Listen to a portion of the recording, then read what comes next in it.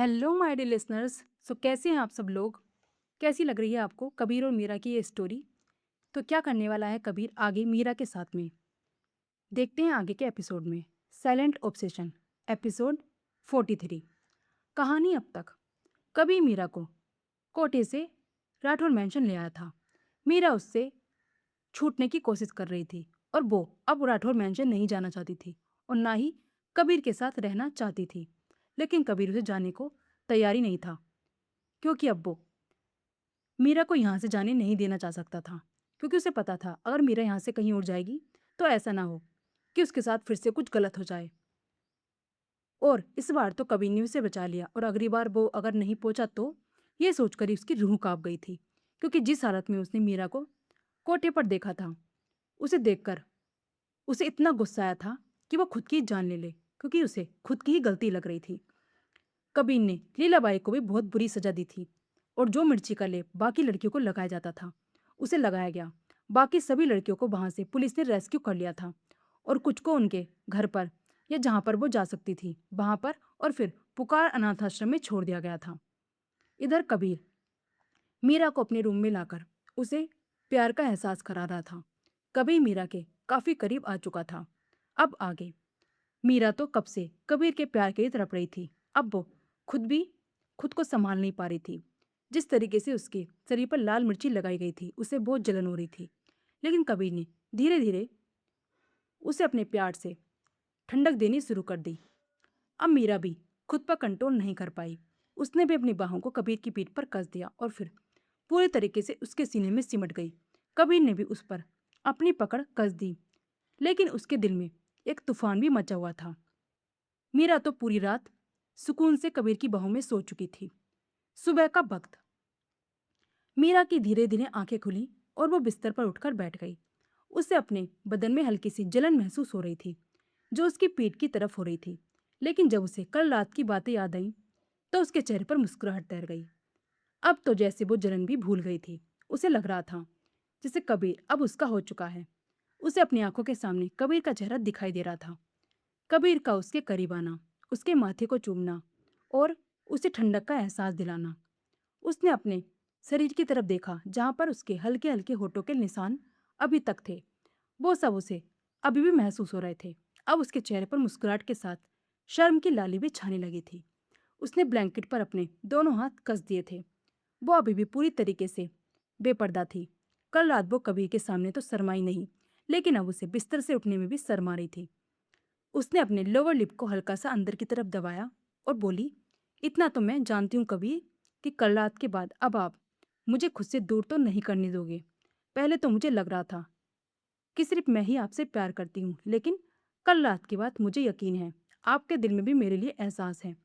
मतलब अब मैं आपसे कभी दूर नहीं जाऊंगी और ना ही आप मुझे खुद से दूर करेंगे। वो यही सोच रही थी। कितनी अजीब बात है ना कबीर। कल तक मुझे पता भी नहीं था कि प्यार क्या होता है और आज मुझे आपसे इतना ज़्यादा प्यार हो गया कि मैं एक पल भी आपके बिना नहीं रह सकती। मुझे सच में आपसे प्यार है कबीर, बहुत प्यार है। ये बोलते उसने कुछ पलों के लिए अपनी आंखें बंद की तो एक बार फिर से कबीर का चेहरा उसकी आंखों के सामने घूमने लगा। वो सारे पल जो उसने कल कबीर के साथ बिताए थे वो उसे एक बार फिर से महसूस होने लगे। वो एक बार फिर से वापस बिस्तर पर लिट गई और उन पलों को एक एक कर याद कर रही थी। और ऐसा लग रहा था जैसे बेशक से कभी उसके पास नहीं, लेकिन अभी भी कबीर को फील कर सकती थी, उसे अपने करीब महसूस कर सकती थी। वो खुद में ही सिमट रही थी और ना जाने कितनी ही देर वो कबीर के एहसास अपने अंदर समेटती रही। और फिर अचानक से ही रूम का दरवाजा नोक हुआ तो वो अपने ख्याल से बाहर आई। वो हड़बड़ाकर बिस्तर पर बैठ गई। दरवाजा अंदर से बंद नहीं था, लेकिन जो सरमैन दरवाजे के बाहर खड़ी थी वो अंदर नहीं आई। मीरा ने इधर उधर अपनी नजरें घुमाई, पर फिलहाल वहां पर कुछ भी कपड़े नहीं रखे थे। वो ब्लैंकेट लपेट कर ही बिस्तर से उठी और सामने क्लोजेट की तरफ बढ़ गई। उसने वहां से अपने लिए कपड़े निकाले और फिर उन्हें पहनकर जल्दी से दरवाजे पर आई। उसने दरवाजा खोला तो सामने खड़ी सर्वेंट उसकी तरफ देखते हुए बोली, कबीरा सर आपको नीचे बुला रहे हैं। वो मुस्कुराकर बोली, लगता है आज कबीर कुछ जल्दी उठ गए हैं। वो सर्वेंट चुपचाप उसकी तरफ देख रही थी। मीरा अब एक बार फिर से बोली, आप एक काम कीजिए, आप नीचे जाइए और उन्हें कह दीजिए मैं 10-15 मिनट में आ रही हूँ। पक्का उन्हें भूख लग रही होगी। इसलिए वो मुझे बुला रहे होंगे। आप चलिए, मैं अभी आती हूँ। ये बोलकर उसने दरवाज़ा बंद कर दिया। वो सर्वेंट भी वहाँ से चली गई और अब मीरा सीधा वॉशरूम में आ गई। उसने जल्दी से एक क्विक शावर लिया और फिर वापस अपने कपड़े बदलकर आईने के सामने आकर खड़ी हुई। उसने अपने बालों का जूड़ा बनाया। वैसे तो मिर्ची की जलन उसे 1-2 दिन तक होने वाली थी, लेकिन कबीर के प्यार ने ना जाने कौन सा जादू कर दिया था कि अब मीरा को बिल्कुल भी जलन महसूस नहीं हो रही थी। वह मुस्कुराते हुए रूम से बाहर निकली और सीढ़ियां उतरते हुए नीचे की तरफ आई। नीचे आते हुए उसकी नज़र सामने खड़ी एक लड़की पर गई, जिसने रेड कलर की ड्रेस पहनी हुई थी। उस लड़की को देखकर मीरा की आंखें फटी की फटी रह गई। उसे तो हैरानी हो रही थी। वह सोच भी नहीं सकती थी कि यह लड़की यहाँ पर आई तो आई कैसे। कभी तो इसे बर्दाश्त भी नहीं कर सकते। उसके दिमाग में कुछ चलने लगा था और वो हैरानी से सामने खड़ी लड़की को देख रही थी। उस लड़की का चेहरा मीरा की तरफ तो नहीं था, लेकिन मीरा फिर भी उसे पीछे से देखकर अंदाजा लगा सकती थी कि वो लड़की नयनतारा है। उसके चेहरे पर अब गुस्सा झलकने लगा। वो नीचे आकर सर्वेंट की तरफ देखते बोली, आपने इन्हें अंदर क्यों आने दिया? नयनतारा ने उसकी आवाज सुनकर पलटकर उसकी तरफ देखा। वो सर्वेंट कुछ कहती उससे पहले ही वो मीरा के पास से बोली, ओ रियली? तो अब तुम चाहती हो कि मैं यहाँ ना आऊं? तुम्हें नहीं लगता कबीर की वजह से तुम्हें कुछ ज्यादा ही पंख लग गए हैं? मीरा किसी के साथ बहस नहीं करती थी, लेकिन पता नहीं क्यों उसे नयनतारा शुरू से ही पसंद नहीं थी। ये जानकर कि अतीत में कबीर और नयनतारा के बीच में बहुत कुछ हुआ था, मीरा को नयनतारा से बहुत अजीब सी फीलिंग आती थी। वो उसकी तरफ देखते हुए बोली, मेरे कबीर ने अगर मुझे पंख लगाए हैं तो उससे तुम्हें क्या प्रॉब्लम है? मेरे पंख हम दोनों मिलकर संभाल लेंगे, तुम अपना काम करो। कबीर ने अगर तुम्हें यहाँ पर देख लिया तो उनका बहुत ज्यादा गुस्सा फूट जाएगा। उन्हें तुम एक नजर भी नहीं भाती, इसलिए तुम जाओ यहाँ से। मैं नहीं चाहती सुबह सुबह मेरे कबीर का मूड खराब हो। नैन तारा व्यंग से हंसी और बोली, मेरा कबीर? ओहो, बोल तो तुम ऐसे रही हो जैसे कबीर को परमानेंटली तुमने अपने नाम कर लिया है। लेकिन अपने ख्वाबों की दुनिया से बाहर आओ मीरा। और वैसे भी अब वक्त आ गया है, जो पंख लगाकर तुम उड़ रही हो मैं उन पंखों को काट दूं। मीरा गुस्से से बोली, मैंने कहा ना तुम जाओ यहाँ से, वरना मुझे मजबूरन गार्ड्स को बुलाना पड़ेगा, क्योंकि वही तुम्हें यहाँ से बाहर निकालेंगे। तुम्हारी वजह से मैं अपने कबीर का मूड खराब नहीं होने दूंगी। नयन तारा व्यंग से हंसी और बोली, ओ रियली? अगर तुम ऐसा करना है तो करके देख लो, मैं भी देखूं मुझे मेरे घर से कौन निकालता है। उसके मुंह से मेरा घर सुनकर मीरा के चेहरे पर सवालिया एक्सप्रेशन आ गए। वो कुछ कहती उससे पहले कबीर वहां आया और बोला, क्या हुआ? तुम दोनों के बीच में क्या बात हो रही है? जैसे ही मीरा ने कबीर को देखा उसकी सांस में सांस आई। जब तक उसने कबीर को नहीं देखा था तब तक उसे सच में बहुत अजीब सा फील हो रहा था, जैसे दिल बेचैन हो जा रहा था और आंखें कबीर को देखने की तड़प रही थी। वो कबीर को देखते बोली, देखिए ना कबीर, मैं ऐसे यहाँ से जाने को बोल रही हूँ, लेकिन ये यहाँ से जा ही नहीं रही। आप इसे कहिए ना ये जाए यहाँ से, मुझे बहुत भूख लगी है।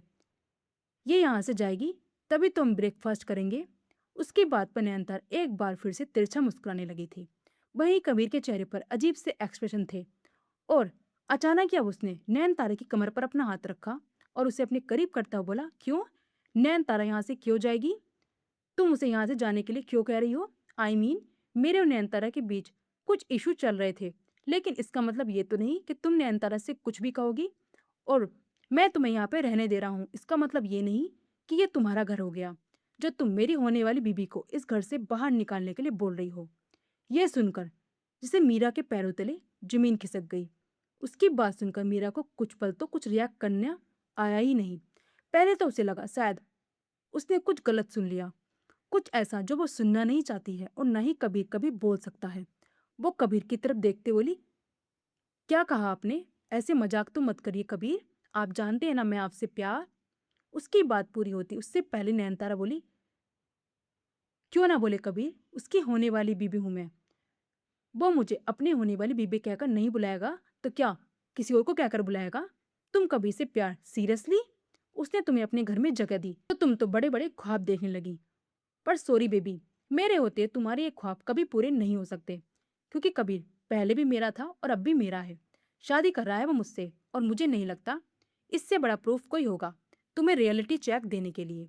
यह बोलते उसकी नजर मीरा पर और ज्यादा गहरी हो गई थी और मीरा को ऐसा लगा जैसे किसी ने उसे जीते जी मार दिया है और एक जोर का तमाचा बिना उसके मारे ही उसके घर पर पड़ चुका था, जैसे कुछ टूट गया हो उसके अंदर, जो शायद कभी जुड़ नहीं पाएगा। एक चुभन जो उसे अपने दिल के सामने अंदरूनी कोने पर महसूस हो रही थी, जो बहुत नाजुक था, जो कबीर ने पूरी तरीके से चकनाचूर कर दिया था। मीरा की छोटी छोटी आंखों में इस वक्त बड़े बड़े आंसू थे। वो बस कबीर की तरफ देख रही थी और कबीर ने कुछ पल तो उसकी आंखों में देखा, लेकिन फिर अपना चेहरा दूसरी तरफ घुमा लिया। मीरा के होठों पर तकलीफ से भरी मुस्कुराहट आ गई। वो नैनतारा की तरफ देखते बोली, क्या कभी तुम्हारे साथ ऐसा मजाक हुआ है कि तुम एक रात अपनी जिंदगी के हसीन ख्वाब सजाकर सो जाओ और जब अगले दिन उठो तो तुम्हारे वो हसीन ख्वाब तो छोड़ो, तुम्हारी पूरी जिंदगी पलट जाए, लेकिन बेरंग सी हो जाए। एक रात पहले अपनी जिस किस्मत पर तुम्हें नाज हो रहा हो, तुम्हें वही तुम्हारी बदनसीबी लगने लगे, एक सजा एक सजा लगने लगे, ऐसी गंदी रात लगने लगे जो तुम्हें तकलीफ दे रही हो। उसके मुंह से गंदी रात सुनकर कबीर के चेहरे पर गुस्सा झलकने लगा। क्या जो पल दोनों ने बिताए थे वो गंदे थे? ये सुनकर उसका जबड़ा कस गया, लेकिन वो कुछ कहता उससे पहले ही नयनतारा ने मुंह बनाया और बोला, मुझे तुम्हारी इन सब बातों में सुनने को कोई इंटरेस्ट नहीं है। मैं इन सब चीजों में अपना टाइम वेस्ट नहीं कर सकती।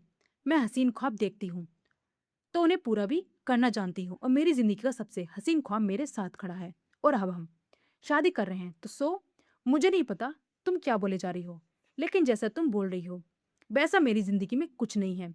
मेरे पास सब कुछ है, मेरा कबीर भी। ये बोलते उसने एक नज़र कबीर की तरफ देखा और मुस्कुराई। कबीर अब मीरा की तरफ देखते बोला, वो एक्चुअली मुझे तुम्हें कहना है, कल आश्रम में जो कुछ भी हुआ था उसके बाद तुम्हें काफी डर लग रहा होगा, लेकिन तुम्हें डरने की जरूरत नहीं है। मारा तो अब इस दुनिया में है नहीं, और ना ही वो तुम्हें नुकसान पहुंचा पाएगा। तुम दोबारा आश्रम में आराम से रह सकती हो, या फिर अगर चाहो तो कहीं और भी जा सकती हो, जहां मैं तुम्हें अच्छे से वहां पे छोड़ के आ सकता हूँ। फिलहाल तुम हम दोनों के साथ में नाश्ता कर लो, उसके बाद मैं तुम्हें अनाथ आश्रम छोड़ आऊंगा। उसके मुंह से एक बार फिर से अनाथ आश्रम सुनकर मीरा को एक चुभन सी महसूस हुई। वो कुछ नहीं बोली, बस चुपचाप अपनी जगह पर खड़ी रही। नैन तारे ने कबीर का हाथ पकड़ा, और भी ज्यादा कसकर पकड़ा, और बोली, मुझे तो बहुत भूख लगी है हनी। तुमने आज मेरा फेवरेट ब्रेकफास्ट बनवाया है ना? तुम्हें याद है ना मुझे पनीर सैंडविच कितने पसंद है? तुम्हें पता है, जब से तुम मेरी लाइफ से गए हो तब से मैंने पनीर सैंडविच खाना ही बंद कर दिया।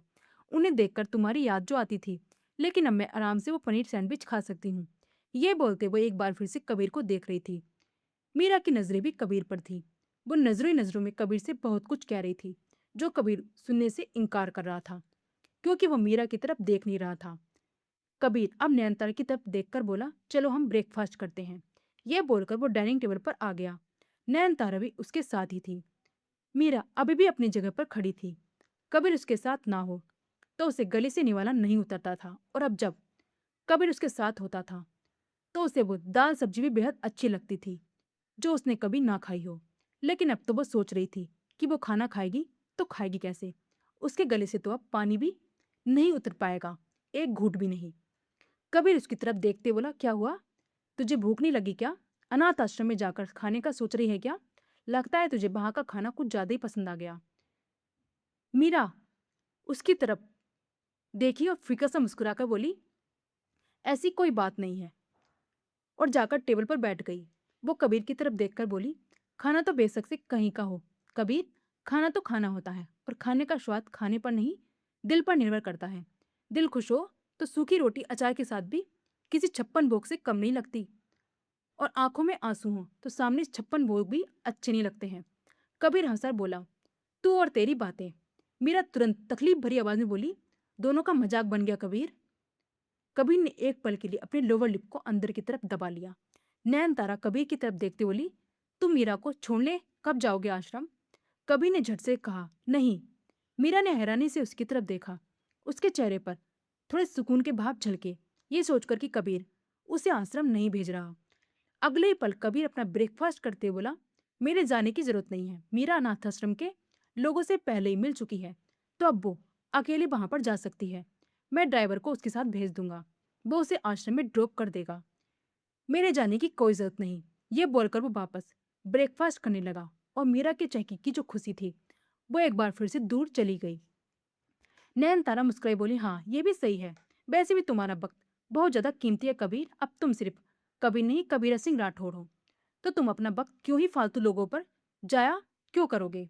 उसकी बात पर कबीर के गुस्से से मुठ्ठियां कस गई, लेकिन मीरा उसके रिएक्शन नहीं देख पाई क्योंकि कबीर का हाथ उसके घुटने पर रखा हुआ था। मीरा को नयनतारा की बात तो बुरी लगी, लेकिन फिलहाल उसने कुछ नहीं कहा। उसने भी ब्रेकफास्ट करना शुरू कर दिया। उसने अब कबीर की बातों को इग्नोर कर दिया था। कबीर को हैरानी हो रही थी कि मीरा ने कुछ रिएक्ट क्यों नहीं कहा और यहाँ से जाने को मना क्यों नहीं किया। लेकिन वो काफी धीरे धीरे खा रही थी और वो भी बहुत ही कम खा रही थी। कबीर उसे देख रहा था, लेकिन तिरछी नजरों से। वो डायरेक्ट उसे देखना नहीं चाहता था। तकरीबन 15-20 मिनट में कबीर और नयनतारा दोनों ब्रेकफास्ट कर चुके थे, लेकिन मीरा अभी भी डाइनिंग टेबल पर थी। कबीर अब उसकी तरफ देख रहा था। मीरा ने अब अपना ब्रेकफास्ट बीच में छोड़ दिया, बोली, बस और नहीं खाया जाएगा मुझसे। कबीर एक गहरी सांस लेकर बोला, कोई बात नहीं, आश्रम में जाकर खा लेना। यह बोलकर वो भी डाइनिंग टेबल से उठ गया। उसने एक सर्वेंट को ड्राइवर को बुलाने के लिए कहा और मीरा की तरफ देखते हुए बोला, तू जा अपने कपड़े ले आओ। मीरा अपना चेहरा नामे हिलाकर बोली और बिल्कुल फीका सा मुस्कुराई, उसकी कोई जरूरत नहीं है। कबीर हैरानी से बोला, क्या बात है, तू अपने कपड़े लेकर नहीं जाएगी? वहां पर तुझे खाना पीना तो अच्छे से मिलेगा, लेकिन शायद किसी और के कपड़े तुझे सेट नहीं आएंगे, तो अपने कपड़े तू अपने साथ ले जा। मीरा एक बार फिर से फीका सा मुस्कुराकर बोली, कपड़ों की जरूरत नहीं है कबीर, मैं अपना इंतजाम खुद से कर लूंगी। अब मैं आश्रम भी नहीं जा रही। कबीर उसकी बात सुनकर हैरान रह गया और बोला, मतलब क्या कहना है तेरा? तू आश्रम नहीं जाएगी तो कहाँ जाएगी? मीरा उसकी आंखों में आंखें डालकर बोली, जहां मेरी मर्जी करेगी वहां जाऊंगी। कबीर उसके गुस्सा और उसकी आंखों में लालपन देखकर हैरान रह गया, क्योंकि मीरा उससे इस तरीके से बात नहीं करती थी, लेकिन कल से तो पता नहीं वो उसे किस तरीके से बात करने लगी थी। कबीर थोड़ा गुस्से से बोला, ऐसे कहाँ जाएगी तू? मीरा उसकी एकदम से बात देखकर चौंक गई, क्योंकि जिस तरीके से उसने रिएक्ट किया था ऐसा लग रहा था जैसे उसे मीरा की कितनी फिक्र हो। लेकिन फिर मीरा भी सरकास्टिक वे में बोली, आपको क्यों फर्क पड़ रहा है? मैं जहां भी जाऊं आपको कोई मतलब नहीं है, मैं अब खुद से चली जाऊंगी। यह कहकर वो आगे की तरफ बढ़ने लगी। कबीर ने तुरंत उसे रोकने की कोशिश करी, लेकिन नयनतारा ने उसका हाथ पकड़ते हुए कहा, रहने दो ना कबीर, अगर उसे जाना है तो जाने दो। कबीर ने एक बार फिर से मीरा की तरफ देखा। वो खुद को रोकना चाहता था, लेकिन नहीं रोक पाया। उसने गुस्से से नयनतारा को घूर कर देखा और आगे की तरफ बढ़कर मीरा का हाथ पकड़ते हुए बोला, तू ऐसे नहीं जा सकती। मीरा उसकी बातों से हैरान थी। भला वो शादी कर रहा है और आश्रम भी भेजना चाहता है, और अगर वो इन दोनों जगह नहीं रहना चाहती तो उसे जाने भी नहीं दे रहा। मीरा उसकी आंखों में देख रही थी। उसे कुछ अजीब लग रहा था। वो उसकी तरफ पलट कर बोली, आप चाहते क्या है कबीर? कबीर ने कुछ पल उसकी आंखों में देखा और फिर कुछ सोचकर बोला, तो इतने दिन से मेरे यहाँ रह रही है और खा रही है, तो ऐसे कैसे जा सकती है? तू जाकर आश्रम में रह ले, या फिर, मीरा उसकी बात काटकर बोली, या फिर। लेकिन अब उसके दिमाग में भी कुछ चलने लगा था, तो उसने कबीर की तरफ देखकर बोला, ठीक है, मैं फिलहाल आश्रम में नहीं जा रही। आपने मुझसे कहा कि मैं आपके दोस्त भी नहीं हूं, लेकिन मेरी तरफ से तो आप मेरे बहुत अच्छे दोस्त हैं कबीर। और अब आप अपनी जिंदगी में आगे बढ़ रहे हैं, किसी से शादी कर रहे हैं, तो आप तो मुझे अपनी खुशियों में शामिल करने का नहीं सोच रहे, लेकिन मैं आपकी शादी देखना चाहती हूँ। आप तो शायद मुझे अपनी शादी पर निमंत्रित नहीं करेंगे, लेकिन मैं खुद से आपकी शादी तक इस घर में रुकना चाहती हूँ। और इतनी तो उम्मीद कर सकती हूँ ना मैं आपसे, कि आप मुझे मना नहीं करेंगे। बेशक से मैं आपकी दोस्त नहीं, लेकिन जितने भी दिन मैं आपके साथ रही उसी का लिहाज रख लीजिए। और हाँ, आप ही तो कह रहे हैं ना कि इतने दिन से मैं आपके साथ रह रही हूँ, आपके घर का खाना खा रही हूँ। ये कह के उसके होठ कांप रहे थे। उसे दर्द हो रहा था कि कबीर ऐसा कह भी कैसे सकता है। तो फिर बोली, तो मैं आपकी शादी की तैयारियों में आपकी हेल्प करूंगी, जिससे आपका जो पैसा मेरे पास है या जो कर्ज है, वो थोड़ा सरकास्टिक वे में बोली, वो भी उतर जाएगा। उसकी बात सुनकर कबीर के होश उड़ गए। वही नयनतारा के चेहरे पर डेबली स्माइल थी, क्योंकि तकरीबन 4 घंटे पहले वो आराम से अपने बिस्तर पर सोई हुई थी। तभी अचानक से किसी ने डोरबेल बजानी शुरू कर दी। नयनतारा के चेहरे पर गुस्सा झलकने लगा। सुबह सुबह अगर कोई इतनी जोर से डोरबेल बजाएगा तो गुस्सा तो आएगा ही। वह ब्लैंकेट साइड में करके बिस्तर से उठी। इस वक्त उनने वाइट कलर की नाइटी पहनी हुई थी। वह बाहर दरवाजे पर आई और जैसे ही उसने दरवाजा खोला वह शॉक्ड रह गई, क्योंकि सामने कबीर खड़ा था। पर फिर उसे कल रात की बात याद आई। कल जिस तरीके से कबीर उसे वाइब्रेटर और बाकी चीजें देकर गया था और पैसे फेंक कर गया था, उसे गुस्सा आने लगा। कबीर दरवाजा पूरा खोलकर अंदर की तरफ आया तो नयनतारा दांत पीसती बोली, आप क्या लेने आए हो यहाँ पर? किसी साइज का और कुछ देने आए हो? कबीर जाकर सोफे पर बैठ गया और नयनतारा गुस्से से उसकी तरफ देख रही थी। जब कबीर ने काफी टाइम तक कुछ नहीं कहा तो नयनतारा उसके सामने आकर खड़ी हुई बोली, मैं तुमसे कुछ पूछ रही हूँ, क्यों आए हो तुम यहाँ पर? कबीर कुछ बोलने लगा, लेकिन तभी उसकी नजर सामने मोनिका पर गई, जो अभी अभी रूम से बाहर निकल रही थी और उबासियां ले रही थी।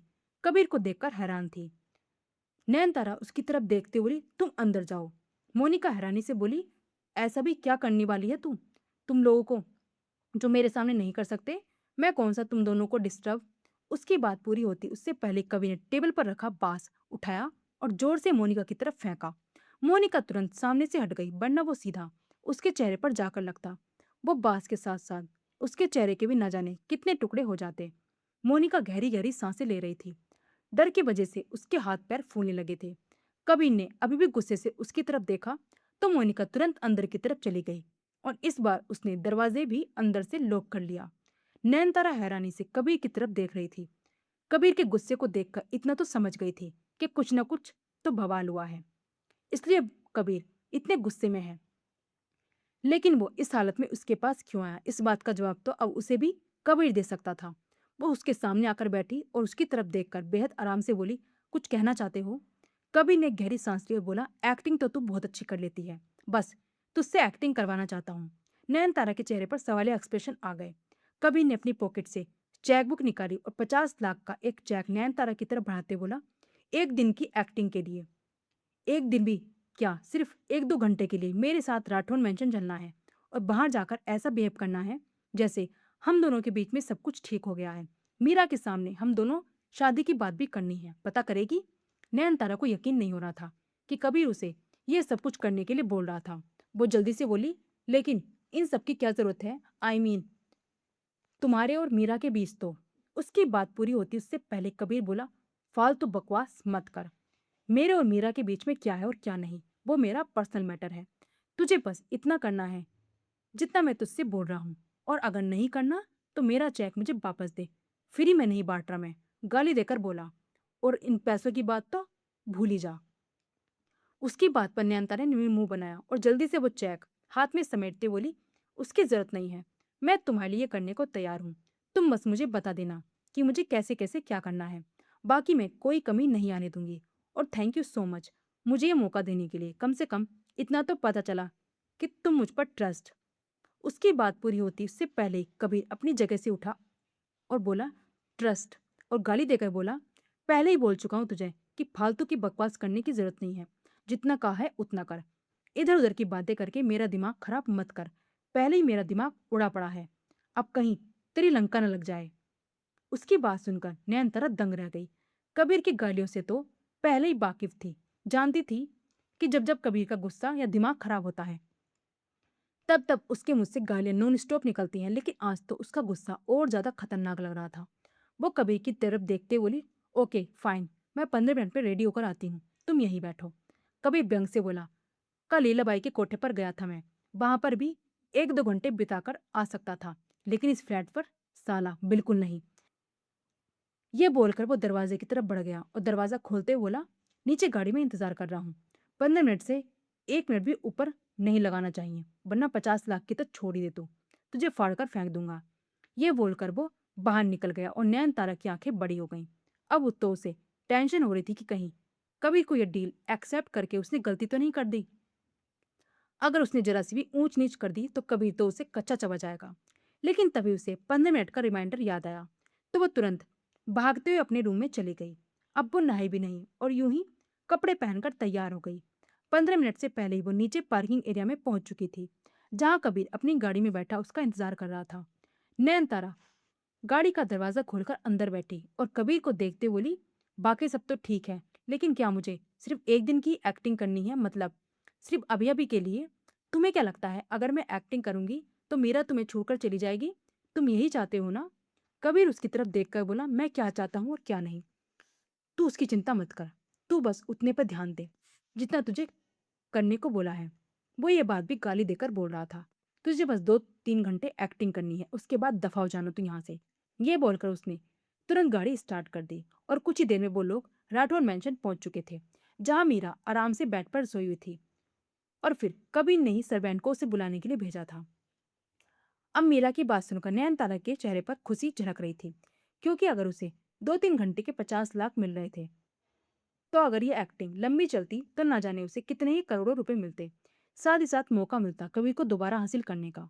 कबीर के पास रहकर वो उसे अपनी तरफ अट्रैक्ट कर सकती थी, उसे उसका अतीत याद दिला सकती थी, फिर उसे संभालने के बहाने वो उसके करीब आ सकती थी। एक बार फिर से उन दोनों के बीच सब कुछ हो सकता था। वो सब सोचते हुए नयनतारा के पैर अब जमीन पर नहीं लग रहे थे और कबीर के होश उड़ चुके थे। वो मीरा की तरफ देखते बोला, हाँ मैं शादी कर रहा हूँ, लेकिन इसका मतलब ये नहीं कि आज ही मंडप लगवा रहा हूँ। अभी 1 हफ्ते बाद मेरी और नयनतारा की शादी होगी। मुझे नहीं लगता 1 हफ्ता तो यहाँ पर रह पाएगी। मीरा तिरछी मुस्कुराहट के साथ बोली, क्यों? मुझे यहाँ रहने में क्या प्रॉब्लम है कबीर? आज तक भी तुम यहाँ पर रह रही थी ना? हालांकि पहले तो बहुत प्रॉब्लम होती थी, लेकिन धीरे धीरे सब सही हो ही गया। मुझे यहाँ पर रहने की आदत भी हो ही जाएगी। अब कोई दिक्कत नहीं है कबीर, और अगर कोई दिक्कत है तो आप फिक्र मत कीजिए, मैं संभाल लूंगी। पर मैं आप लोगों की शादी देखकर ही यहाँ से जाऊंगी। कबीर फ्रस्ट्रेट होते हुए बोला, तू समझ नहीं रही है। मीरा उसके बिल्कुल करीब हुई और उसके सीने पर अपना हाथ रखकर उसके चेहरे को बेहद अजीब नजरों से देखकर बोली, अगर मैं कुछ समझ नहीं रही तो आप समझा दीजिए ना कबीर। आप तो मुझे कुछ भी समझा सकते हो ना। अब क्या हुआ, जरा बताइए तो सही कि आखिर दिक्कत क्या है। मुझे भी तो पहले 1 महीना हो चुका है यहाँ पर रह रही हूँ, मुझे कोई परेशानी नहीं हुई। अब अचानक से ऐसा क्या हो गया कि मुझे यहाँ से जाना पड़ेगा? हाँ, वो तो मैं जाऊंगी ही, और इतना दूर जाऊंगी कि आप मुझे ढूंढ भी नहीं पाएंगे। ये बोलकर उसकी आंखें एकदम लाल हो चुकी थी और कबीर उसकी बातें सुनकर उसे देखता रह गया।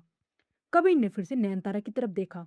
वो चाहता था कि नयनतारा कुछ बोले, ये कहे कि उसे नहीं पसंद कि मीरा यहाँ पर रहे, इसलिए वो मीरा को यहाँ से भेजना चाहता है।